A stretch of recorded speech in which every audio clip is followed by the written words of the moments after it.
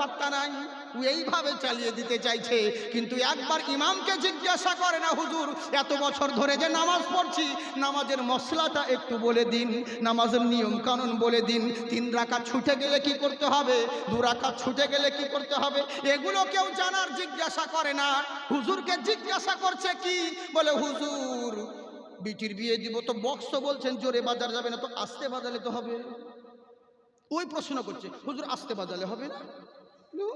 আস্তে বাজালেও হবে, মানে জোরে বাজালে অসুবিধা হবে, তো আস্তে বাজালে, তা আস্তে বাজালে হবে না, এই প্রশ্ন করছে।